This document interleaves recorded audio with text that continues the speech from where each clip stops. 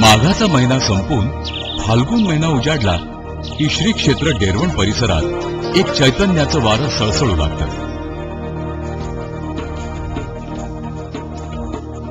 दूरदूरच्या ठिकाणाहून भक्तजन इथं एकत्र जमू लागतात आणि फाल्गुन मध्य तृतीयेचा दिवस उजाडला की सुरू होतो एक मननीय आणि बहुरंगी उत्सव.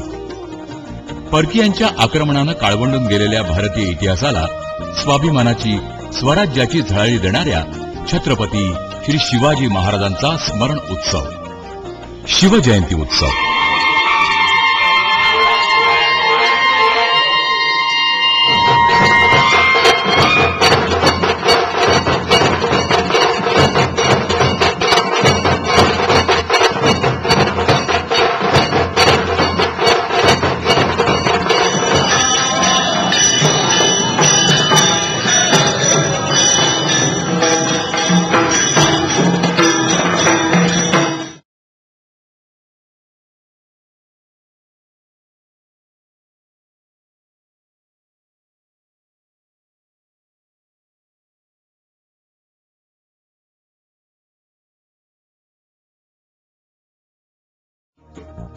दरवर्षीप्रमाणे यावर्षीही श्री संत सीतारामबुवा वालावलकर चॅरिटेबल ट्रस्ट आणि श्री विठ्ठलराव जोशी चॅरिटीज ट्रस्ट तर्फे श्री क्षेत्र डेरवण शिवसमर्थ गडावर मंगळवार दिनांक 7 मार्च 2007 रोजी म्हणजेच फाल्गुन वद्य तृतीया शालिवाहन शके 1928 रोजी शिवजयंती उत्सव दिमाखानं संपन्न झाला. यावर्षीचं नाविन्य म्हणजे इतिहासाच्या यशगाथेची पानं उलगडून दाखवणाऱ्या शिवसृष्टीतल्या शिल्पांना निवेदनाची झालर मिळाली. ख्यातनाम निवेदक प्रदीप भिडे यांच्या निवेदनानं प्रत्येक शिल्पकृतीचा इतिहास सांगणारं निवेदन ध्वनिमुद्रित स्वरूपात प्रत्येक शिल्पकृतीसमोर आता ऐकू येईल. यावर्षीचे प्रमुख पाहुणे होते आंतरराष्ट्रीय कीर्तीचे संगणक तज्ज्ञ, ज्यांनी स्वदेशात महासंगणकाची निर्मिती केली आणि भारताची मान उंचावली, ते पद्मश्री डॉक्टर विजयराव भटकर. यावर्षीचं वैशिष्ट्य म्हणजे अध्यात्म, इतिहास आणि विज्ञान यांचा सुरेख मिलाफ.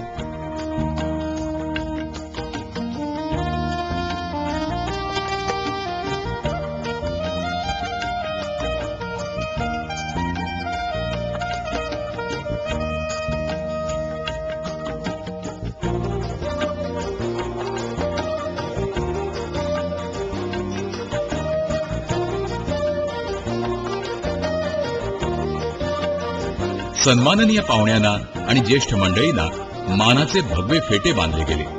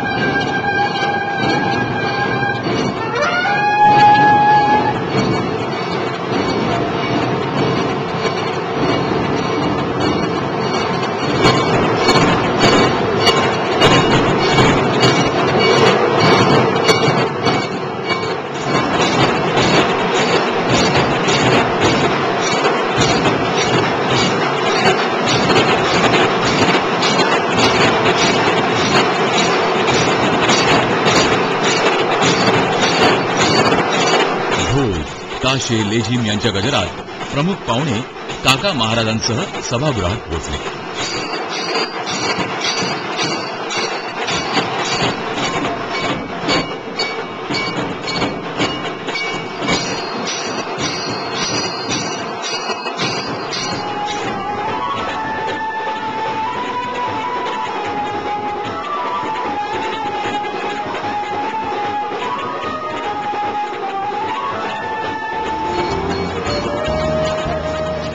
सद्गुरू श्री दिगंबरदास महाराज आणि भक्त श्रेष्ठ कमलाकर पंत लक्ष्मण वालावलकरच्या प्रतिमेला प्रणाम करून पुष्पार्पण केलं.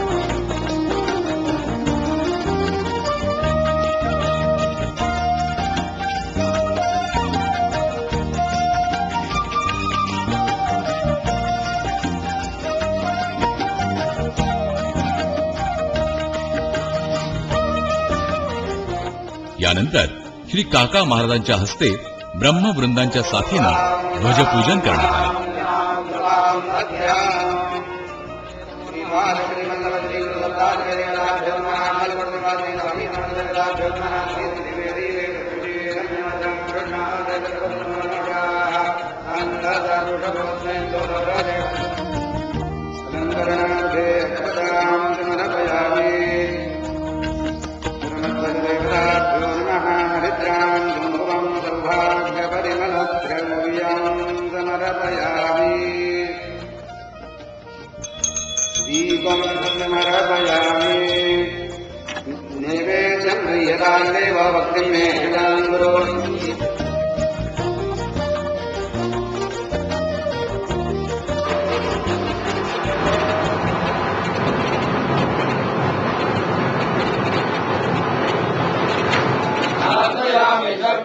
पूजेनंतर दिमाखानं ध्वजारोहण करण्यात आलं.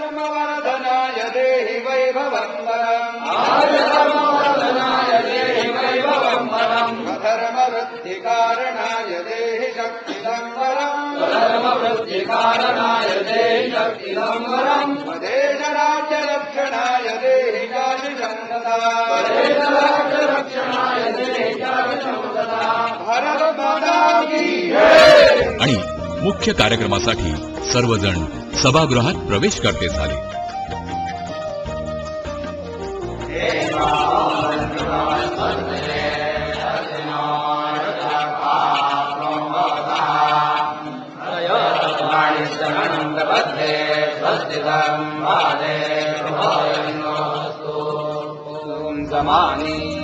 वैदिक ब्राह्मणांच्या सामूहिक शांती सूक्त पठण आणि ईशस्तवनानंतर सालावादप्रमाणे प्रथम शाल श्रीफळ देऊन पाहुण्यांचा सत्कार केला गेला.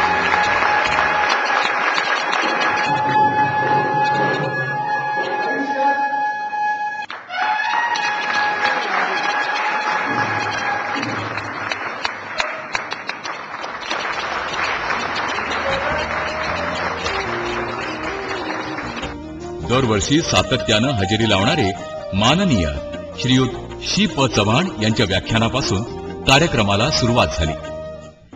शिवाजी महाराज या भागामध्ये आलेले आहेत. जिथं आपण बसलेले आहात इथून शिवाजी महाराजांची गोडजाव झालेली आहे. त्यांना राज्याभिषेक होण्याच्या अगोदर काही महिने ते इथं होते. 1 महिना ते इथं असल्याचा पुरावा आपल्याकडे आहे. 8 एप्रिलला ते आले आणि 9 मेला गेल्याचा पुरावा आज कागदोपत्री सापडतो आहे. ते इथंच होते, इकडे फिरत होते. कश्यप ऋषीला भेटत्या आश्रमाला भेटण्यासाठी याच भागातून त्यांची घोडदौड होत होती.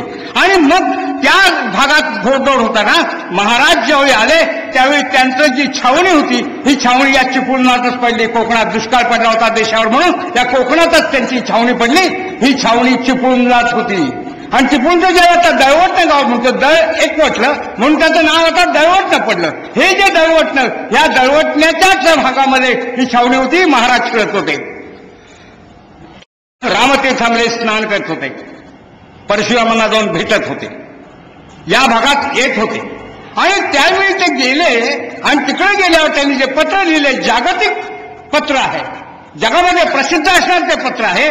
सामान्य माणसाची कळवळ केवढी आहे ही महाराजांना. महाराज पराक्रमी आहेत, मुत्सद्दी आहेत, अत्यंत विचारवंत आहेत. एवढंच नव्हे तर सामान्य मावळ्यांच्या मध्ये तेज निर्माण करून तेजस्वी परंपरा केली आणि विजयामध्ये रूपांतर करणारे हे राजा आहेत. आणि त्यांनी पत्र जे लिहिले हे पत्र फार महत्वाचं आहे. आपल्याला सगळ्यांना माहिती आहे म्हणून सगळ्याचा उल्लेख मी करीत नाही, पण ते म्हणतात की दिवा पेटवा ठेवा अधिकाऱ्यांना कळवतात.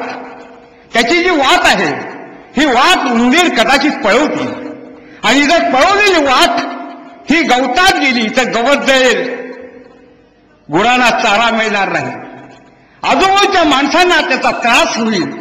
ही परंपरा महाराजांनी कणवाळूपणाची प्रजा हीच दक्ष राजा कसा असतो त्याचे हे अत्यंत महत्वाचं उदाहरण जगानं मान्य केलेलं उदाहरण आहे.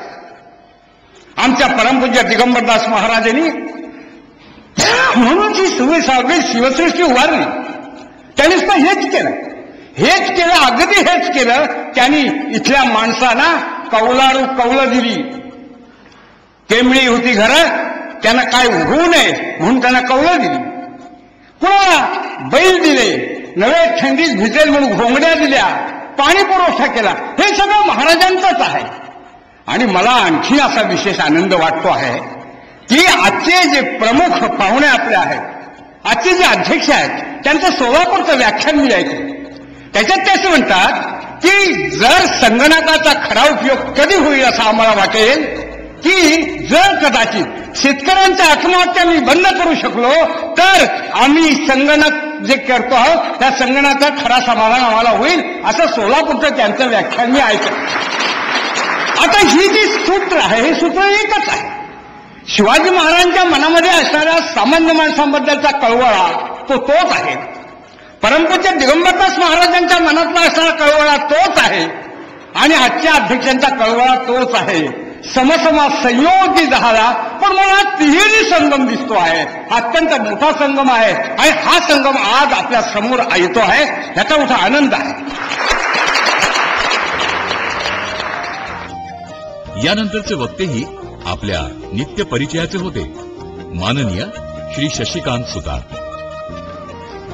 अनेक प्रसंग या ठिकाणी अशा आहेत की घटना अगोदर घडतात आणि इतिहास नंतर लिहिला जातो, परंतु आपला इतिहास सुद्धा बदलण्याचं काम आता सुरू झालेलं आहे. मी शाळेमध्ये होतो, प्राथमिक शाळेमध्ये. तो इतिहास नाही पण मराठीचा मला एक धडा होता. पहिलंच आपण पान मराठीच्या पुस्तकातलं उघडलं की गाय आणि गायीबद्दलची माहिती होती. गाय दूध देते, गायीला 4 पाय, गायीचं नाव कपिल आहे आणि गायीचं दूध अहमद काढतो. आता पुस्तक तुम्ही उघडा, गायीची माहिती तीच आहे, गायीचं नाव पण कपिल आहे, पण गायीचं दूध कोण काढतं? गायीचं दूध आता अहमद काढत नाही, आता गणपत काढतो. त्यात काय अहमदला काय गाय लाथ मारत होती का? छत्रपती शिवाजी महाराजांचा आणि अफजल खानाचा संग्राम हा देशामध्ये नाही जगामध्ये गाजला. अफजल खान कपट नीतीने आला आणि त्याला कशा प्रकारे मारला हे सांगण्याची गरज नाही, परंतु आता इतिहासामध्ये काय होतंय सगळं त्या संग्रामाचं वर्णन केलेलं आहे शिवाजी महाराजांच्या आणि अफजल खानाच्या. आता महाराजांनी वाघनखं खुपसून अफजल खानाला मारला, पण आता काय आलेलं आहे की छत्रपती शिवाजी महाराजांची भेट झाली, त्याचं वर्णन सगळं झालं आणि भेटीमध्ये अफजल खानाला मरण आलं, पण ते मरण कशामुळे आलं हे माहीत नाही. मात्र काय महाराजांनी गुदगुल्या करून अफजल खान मेला का? असं सगळं या ठिकाणी विशिष्ट लोकांना समोर ठेवून आमच्या भावनेची कसल्या प्रकारे कदर न करता असं हे शिकवलं जातं. शिवसमर्थ गडावरील शिल्पांमध्ये जणू सजीवता आणणारे शिल्पकार श्री श्रीकांत देवधर यांनी प्रथमच या व्यासपीठावरून आपले विचार मांडले. 15 वर्षापूर्वी साधारण 1990ला मी इथे प्रथम आलो. आपल्यातले सगळे कोणी 20 वर्ष आधी आलाय, कोणी भक्त म्हणून आलाय, कोणी मित्र म्हणून आलाय, कोणी कुठल्या कामाच्या संदर्भात कॉन्ट्रॅक्टर म्हणून आला आणि इथे रुळत जातो. एक त्याच्या जीवनाला एक बैठक प्राप्त होते, खूप आनंद होतो. मी 1990ला आलो तेव्हा काका महाराजांनी दिगंबरदास महाराजांचे सर्व संकल्प सुरुवात करायला घेतली.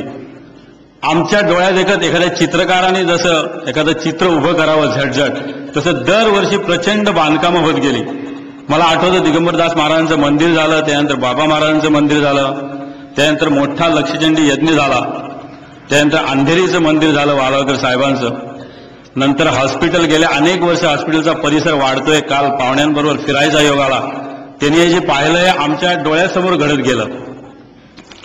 हे नुसतं घडत गेलं तसे आम्ही घडत गेलो, कारण त्याच्याबरोबर आमचा अनेकांशी, आता मी मूर्तिकार म्हणून माझा उल्लेख झाला, पण एका छताखाली मला अनेक डॉक्टर मित्र मिळाले, आर्किटेक्ट माझ्या ओळखीचे झाले, अनेक कॉन्ट्रॅक्टर, बांधकाम व्यवसाय समजला, विकाससाहेब वाळवकांसारखे ट्रस्टी असून मित्रासारखे वागणारे मित्र झाले आणि असे हजारो, ज्याला आपण शिवकालीन मावळे म्हणतो तसे इथे बरेच मित्र मिळाले.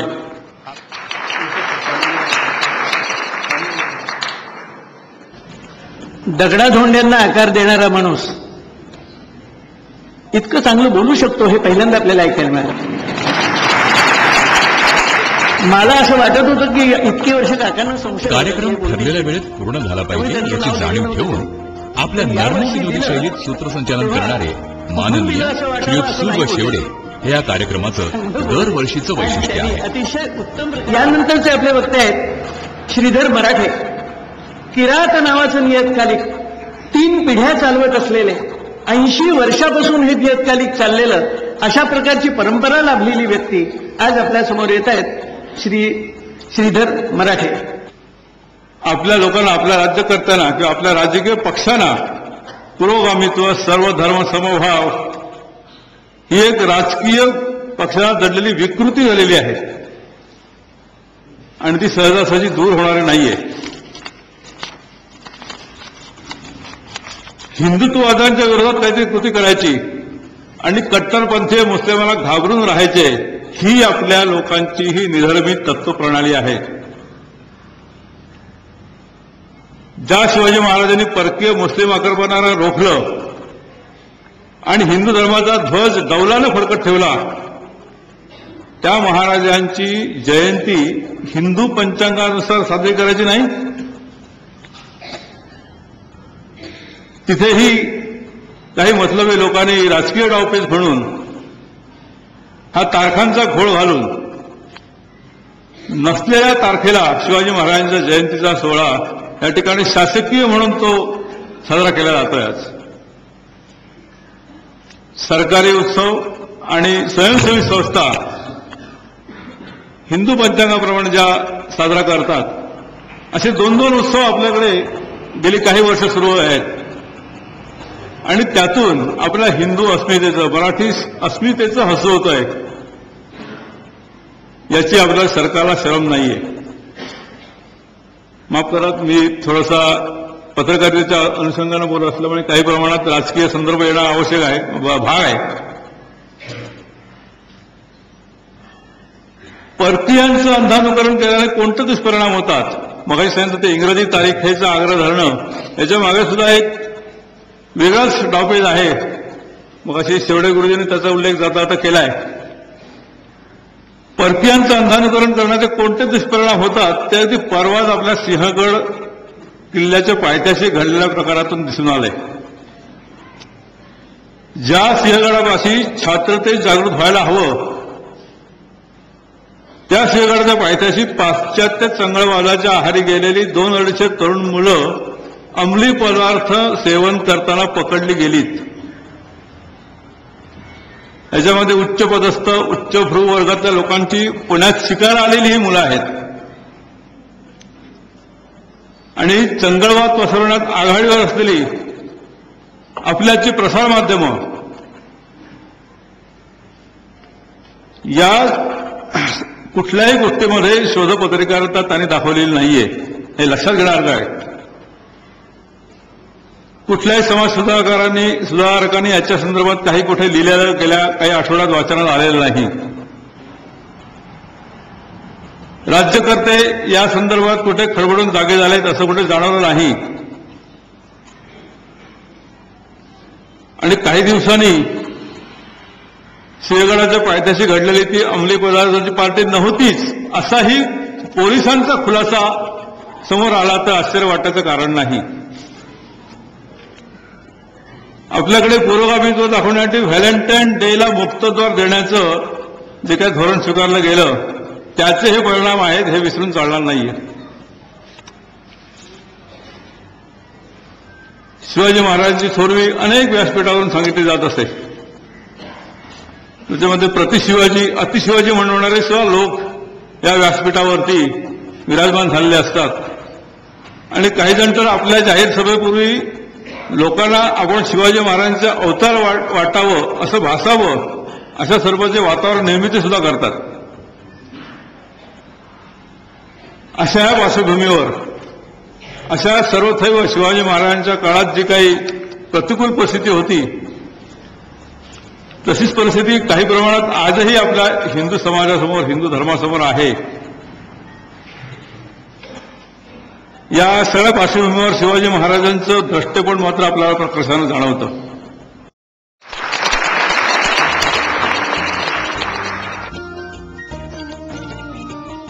आणि प्रभावी वक्ते माननीय श्रीयुत सचिन कानिटकर. ज्या वेळेला शिवाजी महाराजांनी अफजल खानाला प्रतापगडावर ठार मारलं त्यावेळेला एक देशमुख शिवाजी महाराजांपासून फुटलेला होता. सर्व देशमुखांना शिवाजी महाराजांकडे एकत्र आणायचं काम कान्होजी नाईकांनी केलेलं होतं, कान्होजी जेधे देशमुखांनी केलेलं होतं. आणि त्यातला एक देशमुख खंडोजी खोपडे उतरवळीकर हा फुटला आणि अफजल खानाला जाऊन मिळाला. कारण सगळ्या देशमुखांना पत्र आलेली होती. इतिहास सगळ्यांना माहित आहे की तुम्ही जर आमच्याकडनं आला नाहीत तर तुमचं सगळं उत्पन्न खालसावेल वगैरे वगैरे वगैरे. हा फुटल्यानंतर शिवाजी महाराजांच्या मनात साहजिक त्याच्याविषयी असायला पाहिजे तेवढा राग होता. पण झालं उलट, याचं पक्षांतर याला लाभलं नाही. खंडोजी खोपडेचा अंदाज होता की अफजल खान विजयी होईल, पण तसं घडलं नाही. शिवाजी महाराज विजयी झाले. शिवाजी महाराज विजयी झाल्यानंतर खंडोजी खोपडेला आता राहावे ना की सगळे देशमुख शिवाजी महाराजांकडून आपण इकडं. त्याला पुन्हा स्वगृही प्रवेश करावा असं वाटायला लागलं. आणि त्यावेळेला हा खंडोजी खोपडे यानं कान्होजी नाईकांना मध्ये घातलेला आहे. कारण कान्होजी नाईकांचा शब्द म्हणजे शहाजीराजांचा शब्द शिवाजी महाराजांकरता. कारण शहाजीराजांना ज्या वेळेला आदिलशहानं अटक केली ती त्यावेळेला कान्होजी जेधे नाईक सुद्धा अटकेत होते स्वतःच्या पुत्रासकट. त्यांनी सर्व शिक्षा शहाजीराजांच्या बरोबरीनं भोगलेल्या आहेत. आणि शहाजीराजांनी ज्या वेळेला सांगितलं की आता शिवाजी महाराजांना मदत करायला जावा पुण्याला, त्यावेळेला ते इकडे आलेले आहेत आणि आपल्या सर्व पुत्रांनीशी शिवाजी महाराजांच्या पावलावर उदक सोडलेलं आहे त्यांनी की सगळी देशमुखी काय माझी मुलं बाळ सगळी सोडून दिली, तुमच्या पायावर वाहतो, आजपासून निष्ठा तुमच्यासाठी. कान्होजी जेधे नाईक. आणि या कान्होजी जेधे नाईकांना मध्ये घातलं. बरोबर वजनदार माणूस वापरायचा असतो मध्यस्थ म्हणून. खंडोजी खोपड्यानं ते डोकं चालवलं आणि त्यांनी मध्ये घातलं. आणि मग कान्होजी जेधेंनी रदबदली केली की खंडोजी जेधेंचं उत्पन्न वाचवा, त्यांचे प्राण वाचवा महाराज, आणि खंडोजी खोपड्यांना मारू नका. क्षणभर विचार करा की महाराजांच्या जागी महाराजांनी आतापर्यंतच्या देशभक्तांनी जसं केलं की स्वतः रक्त आटवायचं आणि दुसऱ्याला सत्तेवर बसवायचं, बऱ्याच वेळा योग्य माणसाला बसवलं गेलेलं आहे. म्हणजे चाणक्यानं चंद्रगुप्ताला बसवलं तसं योग्य माणसाला बसवलं गेलेलं आहे. तसं महाराजांनी ठरवलं असतं की कान्होजी जेधे नाईक वडीलधारे आहेत, त्यांना आपण बसवूया सिंहासनावर. तर कान्होजी जेधे नाईकांनी कदाचित खंडोजी खोपड्याला माफ केलं असतं. कारण ते माफीची रदबदली महाराजांपाशी करत होते. आणि मग पुढे खंडोजी खोपडे कसा वागला असता बरं, वेगळं काही सांगायला पाहिजे. पण नाही, महाराज स्वतः सिंहासनावर बसलेले होते, त्यावेळेला अभिषेक व्हायचा होता. पण कान्होजी जेधे नाईकांनी सांगितलं की याचे प्राण वाचवा. महाराज गप्प राहिले. त्यांच्या मनाविरुद्धचा आदेश त्यांना ऐकायला लागलेला होता एका सहकार्याकडनं जो वडिलांच्या समान आहे. पण ज्या वेळेला खंडोजी खोपडे मुजऱ्याला यायला लागला त्या दिवशी एका दिवशी महाराजांची तार सटकली. महाराजांनी सांगितलं याचे हातपाय तोडून चौरंग करून टाका म्हणून. लोकांना कळू दे फितुरी केली की काय होतं ते. त्यावेळेला कान्होजी जेधे वैतागून विचारायला गेलेत महाराजांना की महाराज आम्ही आपल्यापाशी शब्द टाकला होता, आपण असे कसं वागलात. महाराजांनी उत्तर दिले आपण शब्द टाकला तर म्हणून गर्दन मारली नाही, हातपाय तोडले म्हणजे. स्वतः राजे झाल्यानंतर ही शिस्त राबवता येते. हेच श्रीकृष्णानं अर्जुनाला सांगितलं, पांडवांना सांगितलं की सगळे बहुवदनांना मारून येणारी सत्ता घेऊन आम्ही हातात करू काय. काही करायचं नाहीये, प्रजेच्या कल्याणाचं राज्य चालवायचंय आणि त्याकरता तुम्हाला सिंहासनावर बसलंच पाहिजे. याकरता 18 अध्याय गीता भगवंतांनी सांगितली. रामच सिंहासनावर बसायला योग्य आहे म्हणून भरतानं देखील राम वनात गेल्यानंतर त्याच्या पादुका सिंहासनावर ठेवून कार्य केलं. तसं रामदासादे सर्वांनी गागा भट्टांनी हाच राजा सिंहासनावर बसायला योग्य आहे. कारण ज्याच्या अंगात राम असतो तसाच राजा पाहिजे. याकरता छत्रपतींचा राज्याभिषेक केलेला आहे. त्यामुळं हे प्राण देऊन कपडे सांभाळणाऱ्यांच्या हातात राज्य झालं नाही आणि शिवछत्रपतींनी जनतेच्या कल्याणाचं राज्य राबवलं. एवढाच विषय आज तुम्हा सगळ्यांसमोर मांडायचा होता. वैशिष्ट्य एवढंच सांगतो की कान्होजी जेधे नाईकांचं शिवाजी महाराजांनी ऐकलं नाही म्हणून कान्होजी जेधे नाईक रुसले नाहीत. त्यांचा मुलगा बाजी सर्जेराव जेधे शिवाजी महाराजांबरोबर कार्यरत राहिला.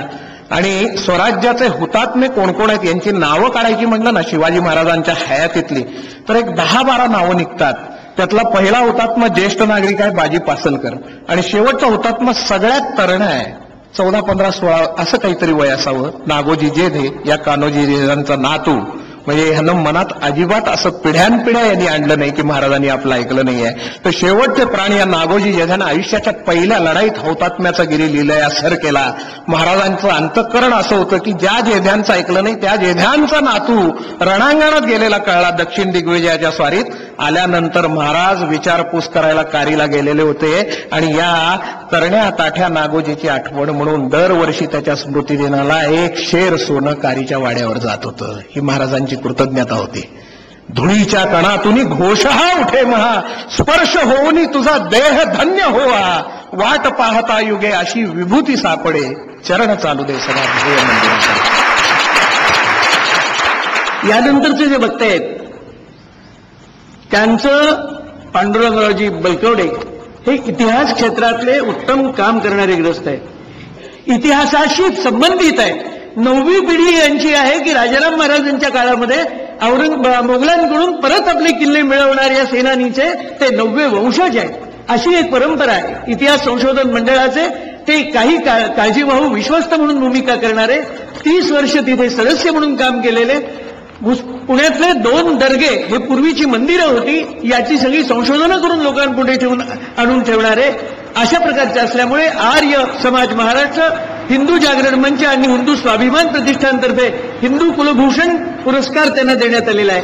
पुण्यातील शिवतेज प्रतिष्ठानचा धर्मवीर पुरस्कार त्यांना मिळालेला आहे. आणि अनेक संस्थांशी ते ऐतिहासिक दृष्टीने अतिशय संबंधित आहेत आणि त्याचं संशोधन करून त्यांचं कार्य वाढवण्यात त्यांचा सिंहाचा वाटा आहे. पांडुरंगरावजी बलकवडे. ह्या 19 फेब्रुवारीला शिवजयंती निमित्ताने पिंपरीमधल्या महात्मा फुले कॉलेजमध्ये मी व्याख्यानासाठी गेलेलो आणि त्या व्याख्यानाच्या दरम्यान मला प्राध्यापक शेख यांनी एक प्रश्न विचारला की अहो सर, शिवाजी एक राजा होता, औरंगजेब एक राजा होता. औरंगजेब त्याच्या राज्याचं रक्षण करत होता, शिवाजी त्याचं स्वतःचं राज्य निर्माण करत होता. हा त्या 2 राजांच्या संघर्षाचा प्रश्न आहे. इथं नीती, अधर्म, अविवेक, अनाचार, दुराचार, अन्याय याचा काय संबंध होतो? आता म्हटलं बरोबर आहे शेख साहेब, तुम्ही इस्लामचे प्रतिनिधी म्हणून बोलतायत का औरंगजेबाचे प्रतिनिधी आहात? तर म्हणले मी इस्लामचा प्रतिनिधी आहे. अरे इस्लाम. मग मी म्हटलं आता तुमच्या समोर मी औरंगजेब कोण होता हे मांडण्याचा प्रयत्न करतो. आपण शिवाजी आणि औरंगजेब तुलनाच करू ना. मी म्हटलं की तुम्हाला हे मान्य आहे का की औरंगजेबाने राज्य मिळवण्यासाठी आपल्या आईवडिलांना मरेपर्यंत कैदेत टाकलं, शहाजहानला कैदेत टाकलं, हे तुम्हाला मान्य आहे का? हो म्हटले हो. मग म्हटलं आपल्याला राज्य मिळवण्यासाठी आपल्या जन्मदात्या आईवडिलांना कैदेत टाकणारा हा मुलगा तुमच्या कुराणला मान्य आहे का? नाही म्हटलं आमच्या कुराणला असलं मान्य नाही. बरं म्हटलं ठीक आहे. आता म्हटलं शिवाजी महाराजांचा विचार करू. शिवाजी महाराजांनी इथं असलेल्या आदिलशाही सत्तेशी संघर्ष करून स्वराज्याची निर्मिती केली आणि शहाजी राजांच्या जहागिरीच्या चौपट प्रदेश स्वतःच्या हिमतीने मिळवला, एक नवं राज्य मिळवलं. आणि अशा वेळेस शिवाजी महाराजांचे वडील शहाजीराजे यांना आदिलशाही सत्तेने कैद केली आणि अशा वेळेस आपल्या वडिलांची सुटका करणं एक पुत्र म्हणून शिवाजी राजांचं कर्तव्य होतं. आणि शिवाजी महाराजांनी आपल्या वडिलांच्या सुटकेसाठी आपल्या अनेक सहकार्यांनी रक्त सांडून आपण कष्ट करून मिळवलेलं स्वराज्यातील अनेक किल्ले आदिलशाही सत्तेला दिले आणि आपल्या वडिलांची सुटका केली. म्हणजे आपल्या हिमतीने मिळवलेलं राज्य आपल्या वडिलांच्या सुटकेसाठी अर्पण करणारा हा पुत्र, हा तुम्हाला आदर्श वाटतो का? आता म्हटलं दुसरा विचार करू. भाऊ औरंगजेबाने आपल्याला राज्य प्राप्त करून घेण्यासाठी आपले ज्येष्ठ आणि आपल्या कनिष्ठ बंधूंचा हत्याकांड केलं. दारा असेल, मुराद असेल, सुजा असेल, त्या सगळ्यांची कत्तल केली. कशासाठी? तर राज्याच्या प्राप्तीसाठी. एवढंच कशाला, एक छोटीशी गोष्ट सांगतो. दाराला ज्यावेळेस त्यांनी मारलं आणि संपूर्ण सालपट काढलेलं दाराचं शरीर त्यांनी दिल्लीमध्ये 3 दिवस वेशीवर टांगून ठेवलेलं होतं.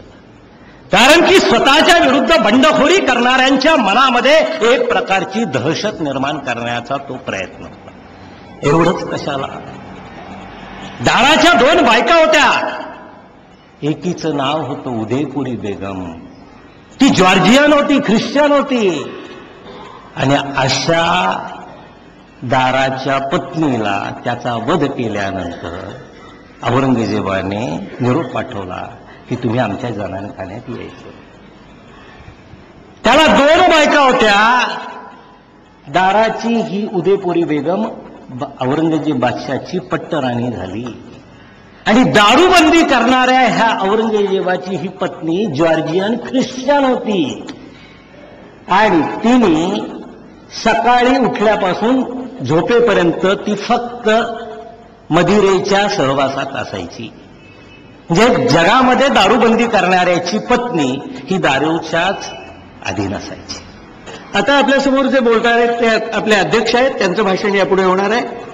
कॉम्प्युटर म्हटल्यानंतर त्याला कॉम्प्युटंट कुणी असेल तर ती एकच व्यक्ती आहे हिंदुस्थानामध्ये, परमसंगणक यांनी निर्माण केला. अमेरिकेने तो नाकारलेला होता. तशा प्रकारचा तुमची आम्हाला गरजच नाही, आम्हीच निर्माण करतो या भूमिकेतून यांनी निर्माण केला. आयटी क्षेत्रामध्ये इतकं जबरदस्त काम केलेलं आहे की माझ्याजवळ खरोखर त्याचं हकीकत सांगणे इतके पुरेशी वेळही नाही आणि सामर्थ्यही नाही. ज्या देशात फक्त 7% लोकांना इंग्रजी कळत आहे त्या देशातल्या लोकांना अनेक भाषिक असा कॉम्प्युटर तयार करण्याच्या दृष्टीने त्यांनी केलेलं कार्य असामान्य अशा प्रकारचं आहे. आणि त्यामुळे आपण कोणीही आपल्या भाषेत कॉम्प्युटरचा उपयोग करू शकतो या दृष्टीने केलेलं कार्य हे केवळ अनन्यसाधारण आहे. एवढंच मी या संबंधाने सांगतो. अनेक राष्ट्रीय संस्थांची त्यांनी निर्मिती केलेली आहे. CDAC हा शब्द आपल्या कानावर असेल, centre of development of advance computing. त्यानंतर ETH म्हणजे एज्युकेशन टू होम, आपल्या घरी शिक्षणाची गंगा, अशा प्रकारची कल्पना आहे. नंतर आयस्कर IT म्हणजे इंटरनॅशनल इन्स्टिट्यूट ऑफ IT आणि इंडिया इंटरनॅशनल युनिव्हर्सिटी IIMV एकात्म शिक्षणाचं असं मोठं कार्य यांचं चालू आहे. आणि त्या प्रकारच्या कार्यामध्ये ते आपल्या देशाला जगाच्या स्पर्धेमध्ये 5 महत्वाची जी राष्ट्र कॉम्प्युटर संबंधीची आहेत त्यांच्यामध्ये आपलं मानांकन करून घेण्यामध्ये यांचं फार मोठं कार्य आहे. यापेक्षा मी अधिक काही सांगू शकत नाही. आता ते प्रत्यक्षच बोलायला लागल्यानंतर आपल्याला त्यांचा परिचय होईल, तो जास्त खरा होईल. धन्यवाद. 15 ऑगस्ट 1947 आपण स्वातंत्र्य मिळालं. पण आज जे शतक आपल्या भारतासमोर मिळालंय, इतिहास काळामध्ये सर्वात महत्वाचा क्षण जो आपल्यासमोर आलाय की आज भारत म्हणजे एक महान शक्ती, एक समृद्ध देश अजून झालेला नाही, पण आज समृद्ध देश म्हणून भारत आपला देश आज समोर येणार आहे असं कळलंय. आपले राष्ट्रपती म्हणतात की 2020 मध्ये एक उन्नत देश म्हणून, एक प्रगत देश म्हणून भारत समोर यायला पाहिजे. जगातील सर्वात प्रगत देश कोणते असतील त्या देशामध्ये भारताचं नाव असेल, असा समृद्ध देश. पण मला असं दिसतं आहे की आजच्या क्षणी 2007 मध्येच एक भारत एक जगातला एक प्रगत देश म्हणून जगासमोर येते. प्रगत देश का म्हणतो? अनेक क्षेत्रामध्ये पाहतो आपण, अनेक व्यथा आहेत भारताच्या. गरिबी आहे, भ्रष्टाचार आहे, अनेक व्यथा आहेत. शेतकऱ्यांचे तो प्रश्न आहेत, आत्महत्या आहेत. मी पाहतो विदर्भामध्ये, मी विदर्भातलाच आहे, एक शेतकरी आहे. अनेक प्रश्न आहेत. तरी पण असं मला दिसतं की जगाचा प्रवास करून ही जगत आता भारताची वेळ आली आहे, एक प्रगत देश म्हणून आपला आज समोर येत आहे. जगातली 3ऱ्या क्रमांकाची जी अर्थव्यवस्था आहे ती आज भारत देश म्हणून समोर येत आहे. 3ऱ्या क्रमांकाची. पर्चेसिंग पॉवर पॅरिटीच्या दृष्टीने जगामध्ये सांगितलं जातं की अमेरिकेमध्ये किंवा कोणत्या देशामध्ये, पाश्चात्य देशामध्ये कधीही तुम्हाला मोफत कधी जेवण मिळत नाही. There is no free lunch. सांगितलं जातं की तुम्ही कुठेही जाल अमेरिका वगैरे कधी तुम्हाला मोफत कधी जेवण बनत. पण आमच्या याच्यामध्ये पाहतो आपण या तीर्थक्षेत्रात पाहतो, आळंदीला पाहतो, पंढरपूरला पाहतो, चालू असतात पंगती चालू असतात. कोणता देश समृद्ध आहे? मग अमेरिका समृद्ध आहे की जिथे आपल्याला तुम्हाला कोणी फुकट चहा सुद्धा देत नाही, की जिथे तुम्ही अनेक दिवस अनेक वर्षानुवर्षे एका तीर्थक्षेत्रात जाऊन तुम्ही राहू शकता आणि त्याचं तुमचं पालनपोषण होऊ शकतं. तर असा आपला देश आहे. ह्या देशाचा विषय म्हणजे 3ऱ्या क्रमांकाची एक अर्थव्यवस्था आज ते संतुलात्मक नाही आहे. त्याचबरोबर विज्ञानाच्या क्षेत्रात जी आपण प्रगती घेतली, मी ज्या क्षेत्रात काम करतो, इन्फॉर्मेशन टेक्नॉलॉजी, संगणकाच्या क्षेत्रात, कम्प्युटरच्या क्षेत्रात, कुठेही जा जगामध्ये इन्फॉर्मेशन टेक्नॉलॉजी म्हणजे काय? माहिती तंत्रज्ञान क्षेत्रामध्ये कोण पुढे आहे जगामध्ये? तर कोणतं नाव येतं? भारताचं. तुम्हाला सर्वांना माहिती आहे. भारत देश म्हणजे इन्फॉर्मेशन टेक्नॉलॉजी असं समीकरण झालेलं आहे. इन्फॉर्मेशन टेक्नॉलॉजी जर त्या क्षेत्रात काम करायचं असेल तर भारतात जा.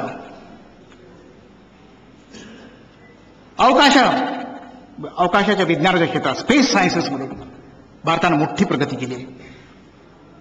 आज आपण विचार करतोय की चंद्रयान, चंद्रावर जे आपण आरोहण करणार आहोत एका दिवशी 2010 मध्ये, 2008 मध्ये, काही म्हणतात 2010 मध्ये करायचं आहे. त्या क्षेत्रात सुद्धा भारताने विशिष्ट म्हणजे विलक्षण प्रगती केलेली आहे. न्यूक्लिअर एनर्जीच्या क्षेत्रामध्ये, आण्विक ऊर्जा या क्षेत्रामध्ये आज भारताचा नंबर, जे नवीन तंत्रज्ञान तयार झालं आहे, फास्ट ब्रीडर रिॲक्टर टेक्नॉलॉजी ते चेन्नईमध्ये तयार केल्या गेली. त्या क्षेत्रामध्ये जगातील 3रा देश आहे भारत की ज्यामध्ये ही फास्ट ब्रीडर रिॲक्टर टेक्नॉलॉजी तयार केली गेली. अनेक क्षेत्रामध्ये फार्मास्युटिकल्स, बायोटेक्नॉलॉजी जगामध्ये आता सर्वात जास्त 2ऱ्या क्रमांकाचा जो देश आहे विज्ञानाच्या क्षेत्रात, जे इंजिनियर्स आहेत, आपले सायंटिस्ट आहेत, वैज्ञानिक आहेत, सर्वात जास्त वैज्ञानिक, सर्वात जास्त तंत्रज्ञ जगामध्ये आज 2ऱ्या क्रमांकावर आहोत. कुठे आहेत आपण? भारत 2ऱ्या क्रमांकावर आणि 2010 मध्ये 1ल्या क्रमांकावर. सांगायचं एवढंच आहे, हे जे शतक आहे हे आपल्या भारत देशाचं शतक आहे. आणि ह्या शतकामध्ये अशी काही समृद्धी भारत निर्माण करणार आहे. समृद्धी म्हणजे आर्थिक समृद्धी, सांस्कृतिक समृद्धी आज म्हणणार नाही, आर्थिक समृद्धी, वैज्ञानिक समृद्धी, वैज्ञानिक तंत्रज्ञानाच्या क्षेत्रातली समृद्धी, की असं स्वप्न पाहत आहे की 2020 मध्ये ही आर्थिक एक समृद्धी असेलच, एक आर्थिक महासत्ता असेलच. पण तोपर्यंत क्षेत्रामध्ये, संगणकाच्या क्षेत्रामध्ये, माहिती तंत्रज्ञानाच्या क्षेत्रामध्ये, पण सर्वात महत्वाचं म्हणजे संचार तंत्रज्ञान जे आहे, कम्युनिकेशन टेक्नॉलॉजी, टेलिकॉम टेक्नॉलॉजी. आपण पाहतोय की मोबाईल्स, आपण आता डेरवणला येतो किंवा कोणत्या माझ्या गावाची लोकसंख्या फक्त 400 आहे आणि माझ्या गावामध्ये मी पाहतो, पहा बापरे, इतके डीटीएच डिश, 16 डिश डीटीएचचे, 16च्या बऱ्याच घराघरात मोबाईल्स. छोटी छोटी मुली, छोट्या मुली आहेत, शाळेत मोबाईल घेऊन येतात, SMS करत राहतात.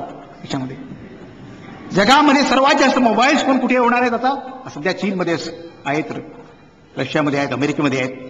भारताचा 4था क्रमांक आहे. पण 2010 किंवा 2012 पर्यंत जगामध्ये सर्वात जास्त मोबाईल्स कुठे असतील तर भारतामध्ये असतील.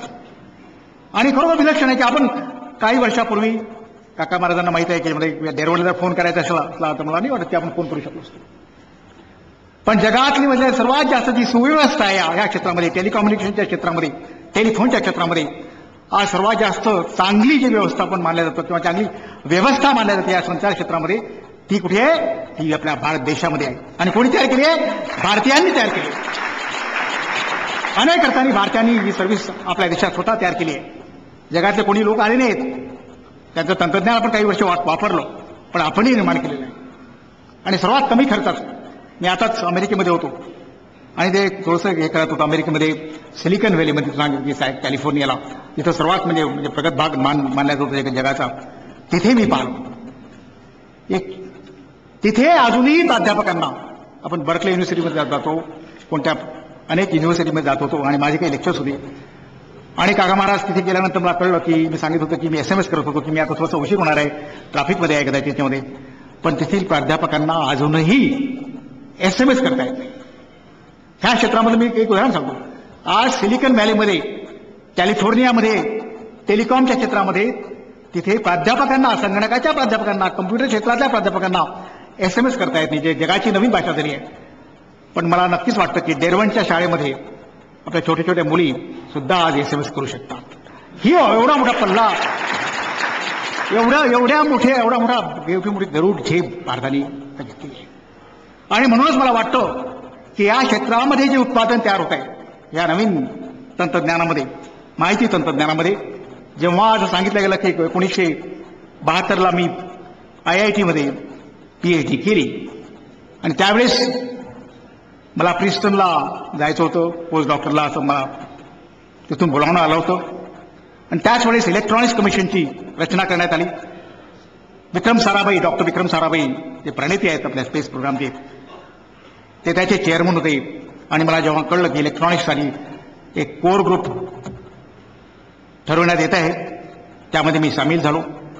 त्यावेळेस आम्ही एक हे केलं होतं की इलेक्ट्रॉनिक्स बाबांना माहिती, डॉक्टर बाबा जे आहेत ते न्यूक्लिअर प्रोग्रामचे जे प्रणेते मानले जातात, आण्विक प्रोग्रामचे जे प्रणेते मानले आहेत, त्यांना एक महान द्रष्टे होते. त्यांना अशी दृष्टी मिळाली होती की असं त्यांना वाटायला लागलं की या इलेक्ट्रॉनिक क्षेत्रामधून भारताची मोठी प्रगती होणार आहे. त्यावेळेस इलेक्ट्रॉनिक्स म्हणजे काहीच नव्हतं. इलेक्ट्रॉनिक्स उत्पादन म्हणजे रेडिओचं, टेलिफोन इन्स्ट्रुमेंटचं, काही कारखाने होते, काही इन्स्ट्रुमेंट बनवायचे आपण. त्यावेळेस उत्पादन होतं 400 कोटीचं, फक्त 300 ते 400 कोटीचं उत्पादन होतं. आणि त्यानंतर त्यापासून ती सुरुवात होते. आणि मागच्या 35 वर्षामध्ये, 30 ते 35 वर्षामध्ये ह्या क्षेत्रामधलं जे ही क्षेत्रामध्ये, इलेक्ट्रॉनिक्सचं क्षेत्र, संगणकाचं क्षेत्र, इन्फॉर्मेशन टेक्नॉलॉजी क्षेत्र मानलं जातं, इन्फॉर्मेशन अँड कम्युनिकेशन टेक्नॉलॉजी क्षेत्रामध्ये आज हे राष्ट्रीय उत्पादन केवढं मोठं आहे. हे उत्पादन सध्या केवढं मोठं आहे, 400 कोटीहून 4 लाख कोटीपर्यंत गेलेलं आहे. 4 लाख कोटी. आणि म्हणून सर्व जगाला असं वाटतंय की अशीच जर भारताची प्रगती होत असेल तर एक दिवस चीन आणि भारत जगातील सर्वात समृद्ध, सर्वात अग्रणीय देश कोणते असतील जगामध्ये, ज्यांचा नंबर पहिल्यांदा सर्वात खाली होता स्वातंत्र्यापूर्वी किंवा स्वातंत्र्यानंतर काही वर्ष, सर्वात ज्यांचा नंबर म्हणजे आर्थिक परिस्थितीमध्ये सर्वात खाली होता. पण आज पाहतोय की 100 वर्षानंतर, माझं एक स्वप्न आहे, 100 वर्षानंतर जेव्हा भारताला स्वातंत्र्य मिळालं 1947 मध्ये, आणि 100 वर्षानंतर म्हणजे या शतकामध्ये सर्वात अग्रणीय देश, सर्वात समृद्ध आणि संपन्न, सुसंस्कृत अजूनही म्हणणार नाही कारण की अनेक त्यात आपण गोष्टी करायला हव्या, पण सर्वात समृद्ध अर्थव्यवस्था म्हणून काय असेल की महाशक्ती म्हणजे कोणती असेल, विज्ञानाच्या क्षेत्रात, आर्थिक क्षेत्रात, तंत्रज्ञानाच्या क्षेत्रात आणि अनेक क्षेत्रामध्ये ती कोणती असेल तर आपला भारत देश असेल. त्याचं कारण आहे. आणि मी नेहमी म्हटलं, माझे पंडित गाडगिळे आहेत आणि त्यांनी माझी षष्टब्दी पूर्तीचा एक सोहळा केला होता काही दिवसापूर्वी 11 ऑक्टोबरला, आणि ते आशीर्वाद देतात षष्टब्दीला की शतायुष्य भव, शतायुष्य भव, 100 वर्ष. मला वाटलं की मला वाटलं आपण खरोखर 100 वर्ष जगणार आहे की नाही. पण एकदम विचार मनात आला की मी 100 वर्ष जगलंच पाहिजे. का तर 100 वर्षानंतर म्हणजे 15 ऑगस्ट 2047ला तेव्हा मी 100 वर्षाचं होणार आहे. 99 वर्ष पुढे झाली असतील किंवा 100 वर्ष झाली असतील, मला 100 वर्ष झाली असतील. तर मी जेव्हा तो दिवस पाहिल, का पाहायचा आहे की 2047 मध्ये जगातला सर्वात अग्रगण्य, सर्वात संपन्न देश मला भारत म्हणून पाहायचा आहे. म्हणून मला आणि आपल्या सर्वांना पाहायचं आहे, या मुलींना पाहायचं आहे, याच्या युवा पिढीला पाहायचं आहे. शेवटी श्रीयुत आबा काका शिर्के यांनी सर्वांचे आभार मानले. अहंकार निजावा, वासनेचा ठावची रावा, कल्पना विरमोनी उपजावा. दुपारी 3:30च्या सुमारास शिवछत्रपतींचा नामघोष करत शिवसमर्थ गडावरून पालखी वाजत गाजत सावर्डे गावाकडे निघाली.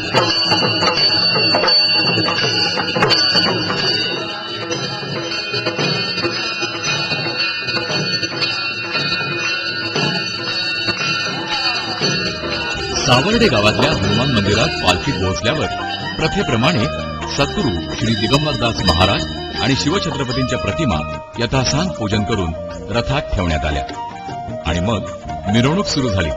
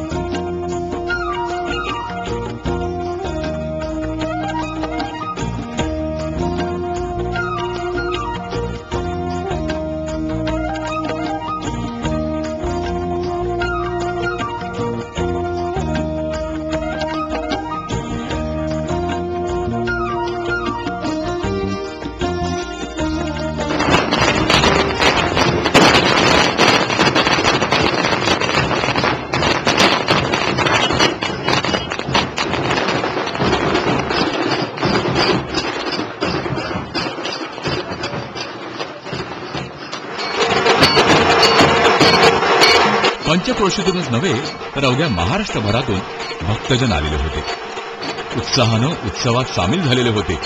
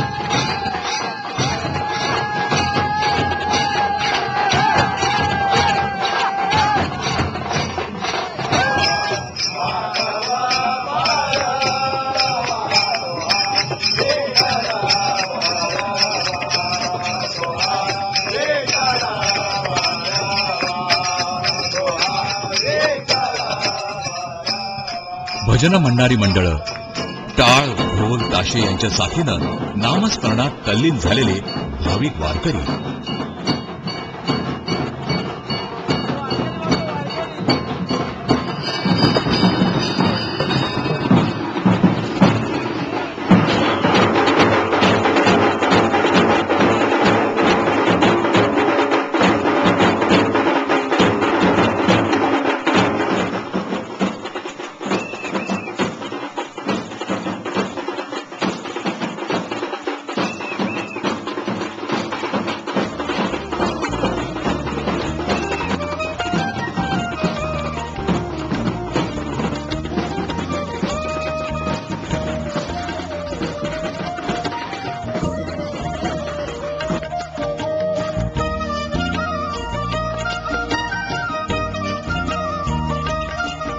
स्मरण यात्रेचा प्रवाह ओसंडून वाहत होता.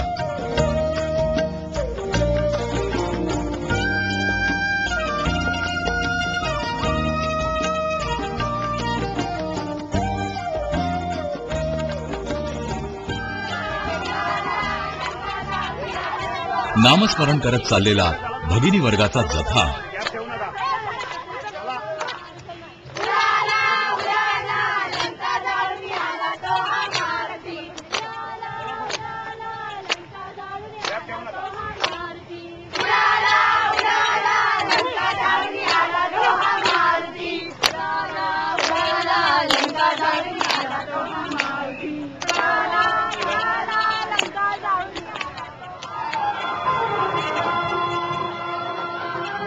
श्री विठ्ठलराव जोशी चॅरिटीज ट्रस्टच्या इंग्रजी माध्यमाच्या शाळेतील विविध वयोगटातल्या विद्यार्थ्यांची सामूहिक नृत्य.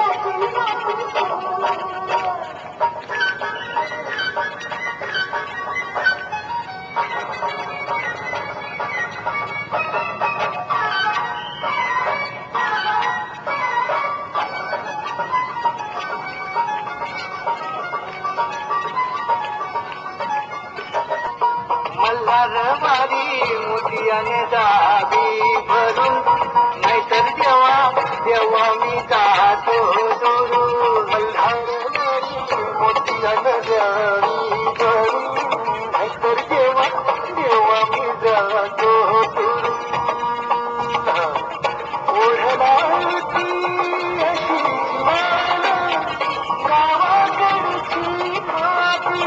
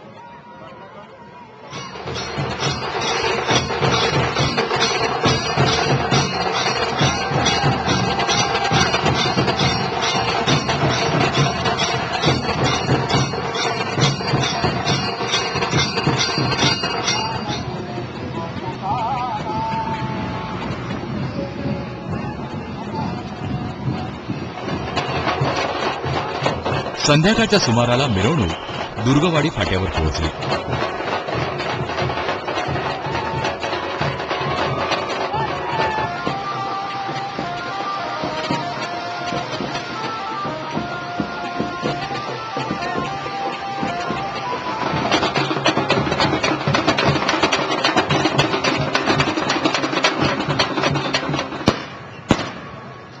अंधार पडताच डोळ्यांचं पारणं फिटावं अशी फटाक्यांची नेत्रदीपक आतषबाजी करण्यात आली.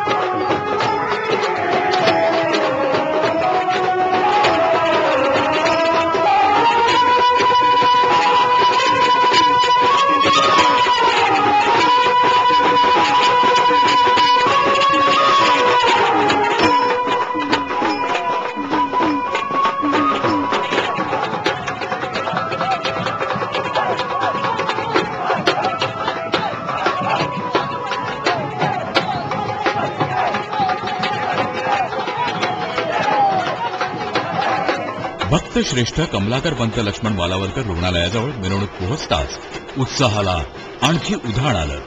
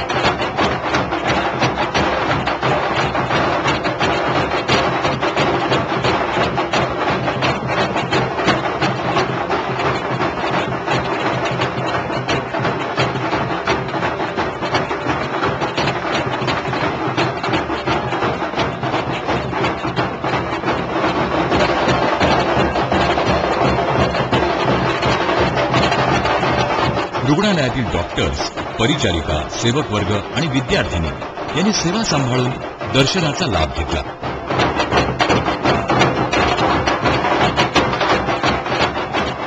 वाजत गाजत मिरवणूक मध्यरात्रीच्या सुमारास गडावर पोहोचली. 21 सुवासिनींनी पंचारती ओवाळून रथाचं स्वागत केलं.